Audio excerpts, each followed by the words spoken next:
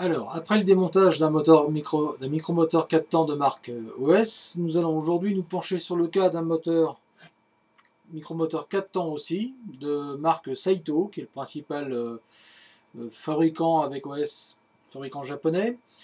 En l'occurrence, nous avons ici un Saito 125 monocylindre, qui a subi une petite mésaventure, c'est-à-dire qu'il a fait une descente verticale dans la terre un petit peu meuble.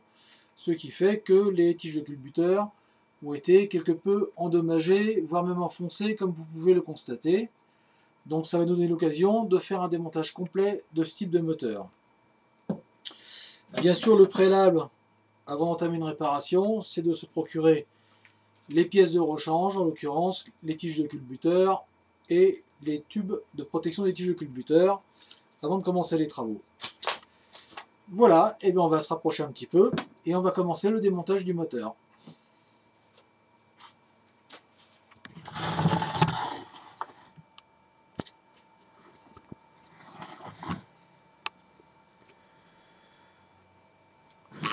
Voilà, alors, nous allons commencer le déshabillage du moteur en enlevant l'écrou d'hélice,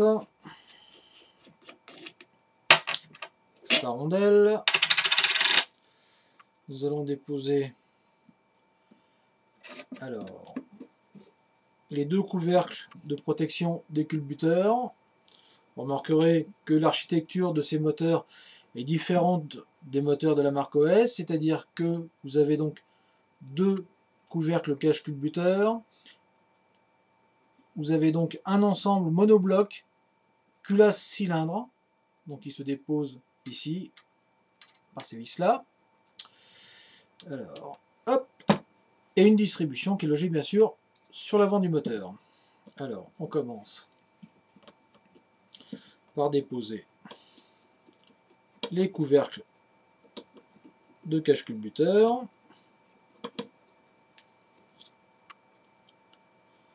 Voilà. Deuxième.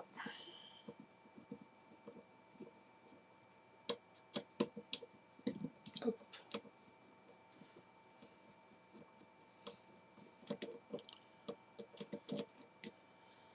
Voilà. Alors, nous allons donc déposer aussi la partie carburateur, qui est maintenue par deux vis BTR.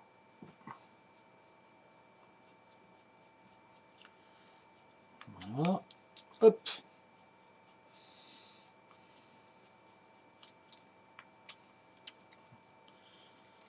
Voilà.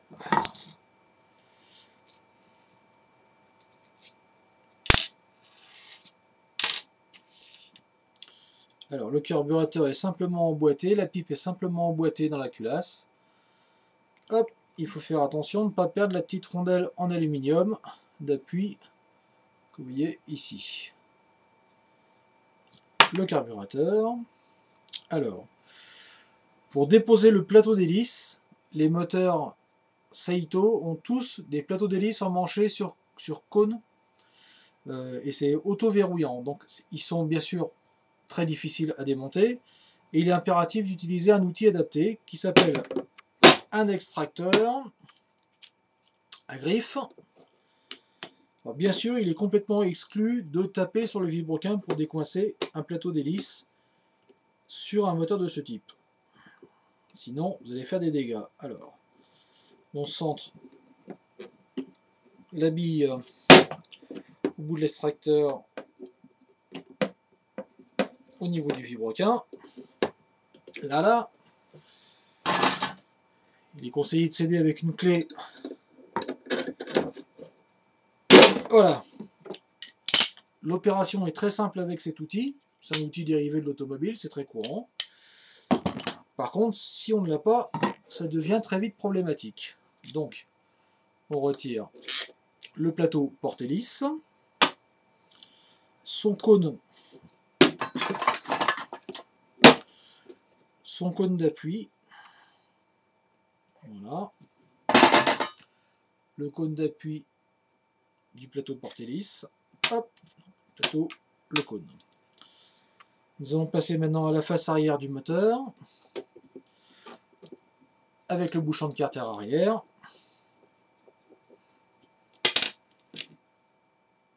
Hop. Dans le fond du bouchon de carter arrière, vous avez ici la prise qui sert à ventiler le bas moteur. Hop.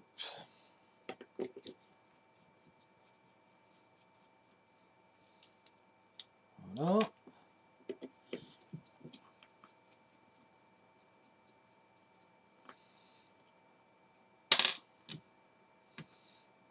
Et voilà le bouchon de carter arrière retiré. Donc vous avez, on peut voir ici l'état du bas moteur. Donc c'est bien lubrifié, c'est légèrement, c'est une coloration légère, couleur tabac sur toutes les surfaces. Bon, ce moteur tourne avec un carburant Labema spécial 4 temps depuis qu'il est neuf. Donc toutes les pièces sont très bien lubrifiées, il n'y a pas de dépôt, c'est impeccable. Alors, pour démonter un ensemble cylindre culasse, qui est monobloc sur un moteur Saito, il faudra prévoir une clé BTR coudée et raccourcie à son extrémité, de façon à pouvoir aller chercher les vis d'en base du cylindre. Des serres, et elles sont bien serrées. Donc une clé de qualité, Facom, Beta, marque que vous voulez, mais évitez les clés achetées au camion, parce que quand on endommage une vis d'en base de cylindre sur ce genre de moteur, ça tourne vite au cauchemar. Voilà. Et voilà.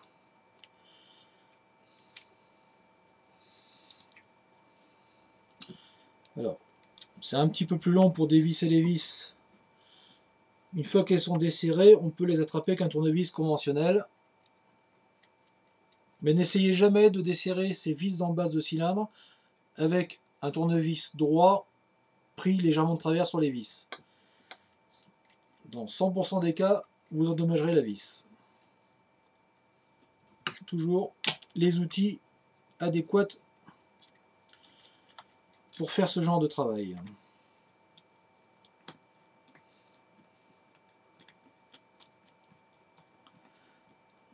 Voilà. Vis dans base de cylindre.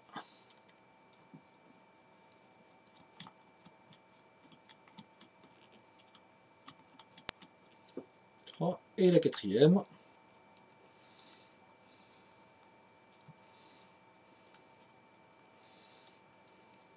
Voilà. Une fois que ces 4 vis sont desserrées, il devient possible de séparer le bloc cylindre. Voilà. Hop. Alors, une chose très importante sur les moteurs Saito, donc vous avez ici le cylindre avec, vous voyez, ces tiges de culbuteur qui ont été fortement endommagées dans le crash. Il faut faire très attention à ne pas perdre sur ces moteurs les deux petites pastilles Téflon qui viennent chacune en bout de l'axe de piston, à la fois au démontage et au remontage. Alors, l'ensemble piston-bielle, une fois que le cylindre est déposé, l'ensemble piston-bielle se dépose très facilement en faisant levier légèrement vers l'arrière. Hop, voilà. La bielle sur les moteurs Saito est repérée avec un petit point que vous pouvez voir ici. Donc ce petit point est toujours dirigé vers l'avant du moteur.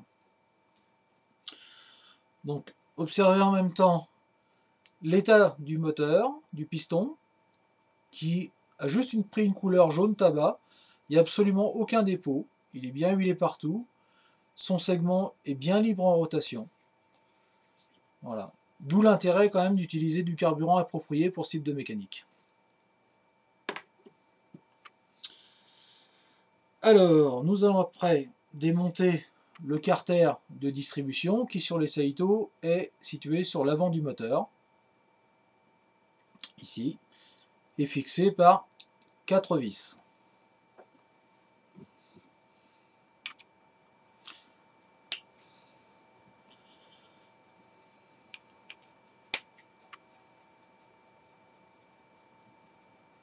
Voilà.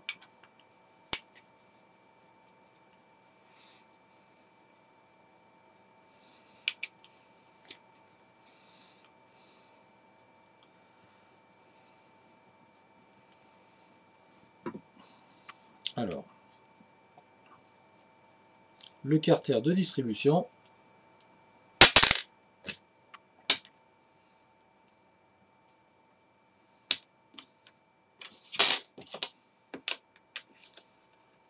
Voilà. Je regroupe les pièces. Les 4 vis du carter de distribution. Et le carter se soulève théoriquement facilement, mais après le crash, voilà. Voilà donc l'ouverture du carter de distribution. Vous constatez ici, voilà. Et le carter par lui-même, sa roue dentée d'entraînement et les cames de l'arbre à cam. Alors, on enlève les résidus de papier joint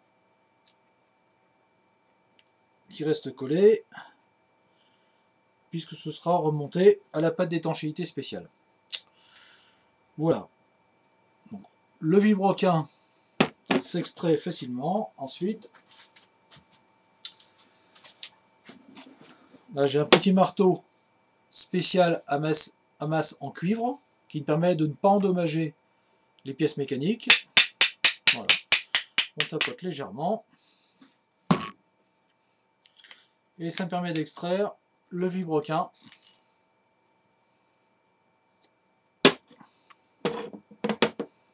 Le vilebrequin du moteur.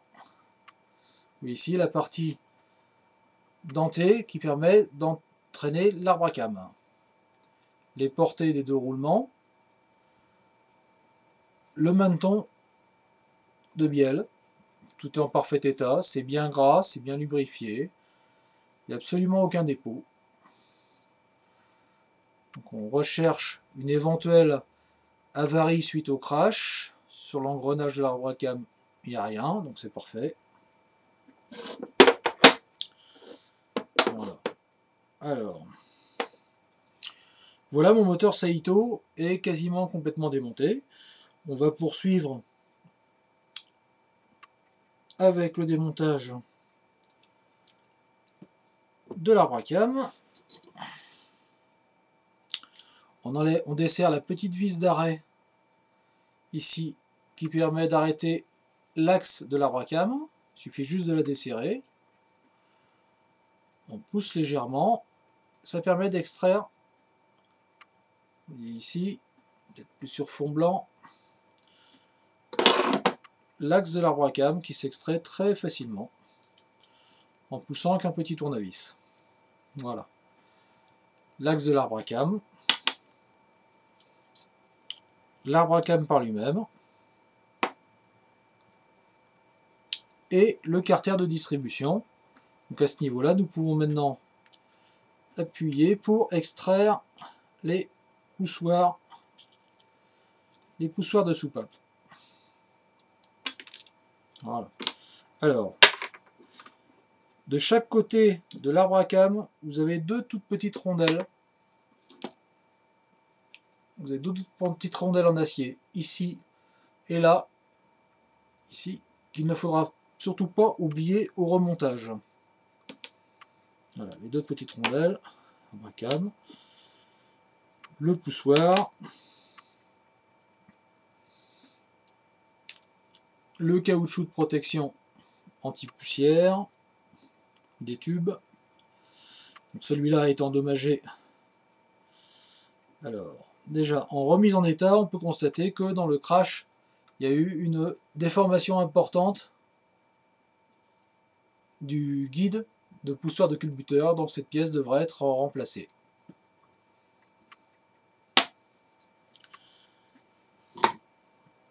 Voilà, le cylindre,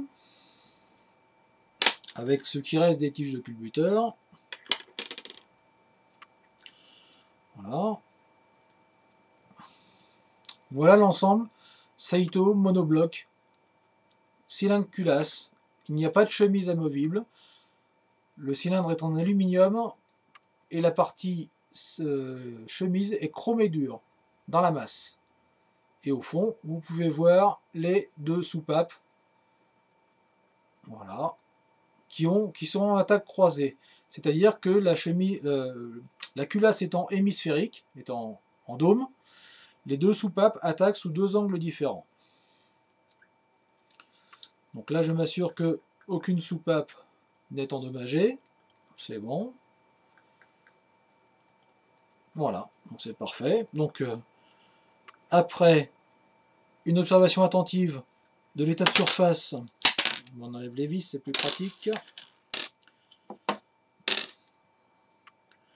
De l'état de surface du cylindre, qui est parfaitement lubrifié.